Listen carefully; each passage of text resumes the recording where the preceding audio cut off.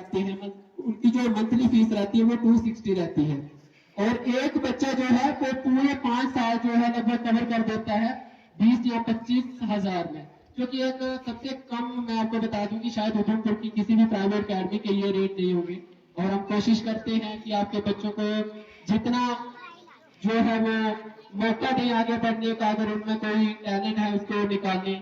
अभी हमारी बैठकर चर्चा हो रही है और यहाँ के जो हमारे मैनेजमेंट है उनके साथ भी बात चल रही है कि यहाँ पर ये जो हमारे पास ग्राउंड अवेलेबल है, यहाँ पर हम एक ऐसा स्पोर्ट्स इंस्टीट्यूट जो है वो खोलें।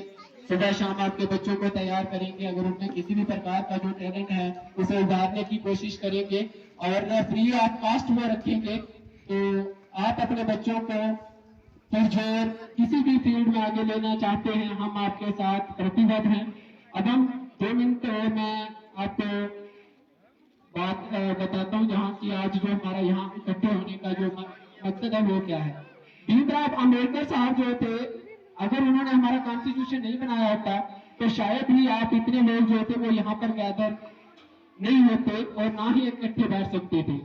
लेकिन हमें और पीछे जाना पड़ेगा, इस चीज को हमें देखना पड़ेगा कि ये अनटचेबिलिटी जो छुआछूत थी, जातिवाद था, ये क्यों स्टार्ट हुआ, कब स्टार्ट हुआ और इसको खत्म कैसे किया जाता है।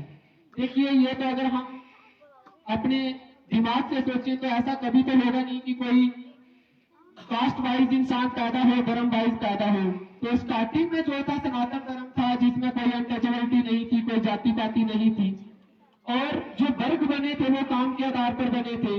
जैसे मान लो कोई टीचर है, वो टीचिंग करता है, सुबह वो अच्छे कपड़े पहन के जाता है, शाम को वो आता है, उसके कपड़े सुंदर होते हैं तो वो समाज दिखता है। और एक जो मजदूर है वो सुबह काम के लिए जाता है, उसके शाम को कपड़े भरकर आते हैं मिट्टी से, गारे से, और अगर वो गाड़ियों का काम करता है तो पूरे काले पीले से हो जाते हैं। तो उस नजर से, क्योंकि यहाँ पड़ता तो थी ही, तो उस नजर से जो थे वो कुछ लोग अपनी जाति को उच्च मानने लगे, वर्ग को उच्च मानने लगे, कुछ नीचा मानने लगे। जैसे हम अपनी बात करते हैं, हमें चमार कास्ट से कहा जाता है, तो चमार वो होते हैं जो चांप का काम करते हैं। तो अगर हम बात करें कि जो पिछला हमारा प्रोफेशन था, वो मरे हुए जो पशु होते थे उनके चांप के जूते तैयार करते थे और एक सर्विस देते थे वो अपनी सोसाइटी को, समाज को। तो ऑटोमेटिकली जिसके घर में वो चांप का काम होगा तो उसके घर में इसकी दुर्गंध और ये रहेगी। तो ऐसा ऐसा चलते चलते ये डिफरेंस पैदा होने लग गया। हालांकि एक ही घर के वो 4 भाई थे और आगे जाके कोई चमार बन गया, कोई माशा की जात से हो गया और कोई ब्राह्मण और कोई इस तरह से जो थी जाते बनने लगी।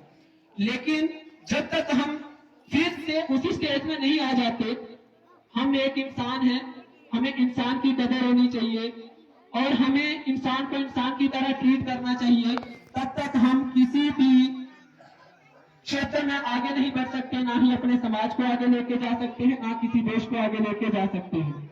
उदाहरण के लिए मान लेते हैं, जैसे पहले राजाओं लोगों के थे तो उनके जो पूत होते थे वो राजपूत कहलाते थे। और जिस भी इंसान के पास कुछ उच्च होता है, अगर वो उसका गलत इस्तेमाल करता है वही कर सकता है, और जो आदमी गरीब है उसके पास कोई होता नहीं है तो वो उसका गलत इस्तेमाल कभी नहीं कर सकता।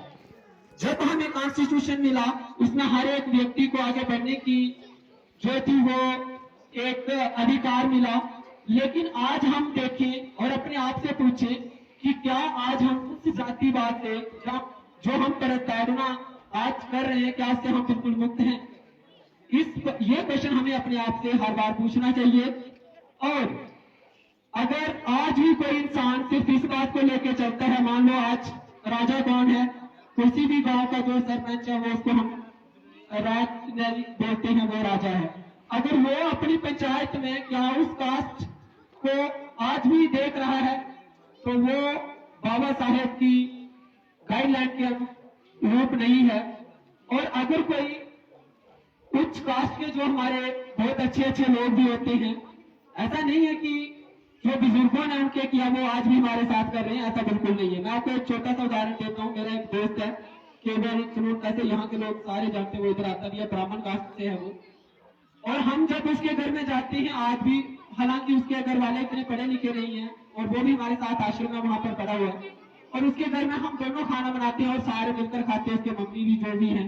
तो कभी ऐसी कोई बात नहीं हुई कि अनटचेबिलिटी की बात है, क्योंकि इंसान जो इंसान अपनी सोच को अच्छा करेगा, जो पढ़ लिख कर अपनी सोच को अच्छा कर लेगा, तो वो इंसान ही देश को आगे लेके जा सकता है। वही इंसान अपनी सोसाइटी को